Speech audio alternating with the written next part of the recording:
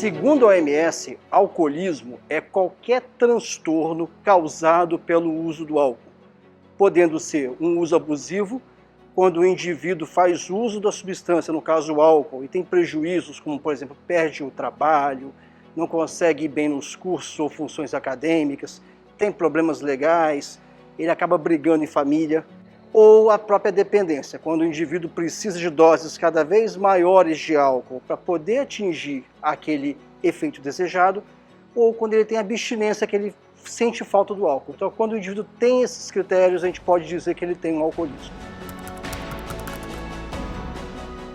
O alcoolismo, ele é um diagnóstico médico, né, é caracterizado quando o consumo de álcool é um consumo abusivo, excessivo, né? Ele é caracterizado pelos prejuízos, né? Não é nem a quantidade, nem a frequência que determinam o diagnóstico, e sim os prejuízos, que podem ser sociais, financeiros, para a saúde.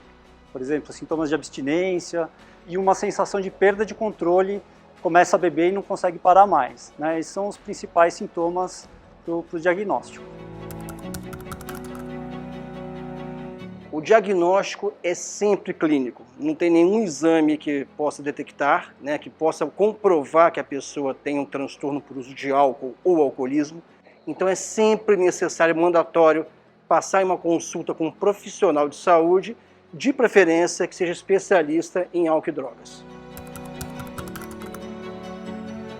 A internação é necessária quando o tratamento ambulatorial no consultório não está sendo o suficiente e aí precisa de um suporte hospitalar maior. Isso acontece nos casos mais graves e que tem sintomas de abstinência mais intensos, né, e aí precisa de um tratamento mais intensivo, ou quando a pessoa se coloca em risco, né, seja por um comportamento inadequado, algum risco de suicídio, ou quando tem alguma outra doença de base, alguma comorbidade clínica que também necessita de suporte hospitalar. Sempre deve ser a partir de uma avaliação. Então o médico que vai avaliar, vai ver os riscos, ver a gravidade do quadro e indicar a internação nos casos que for necessário.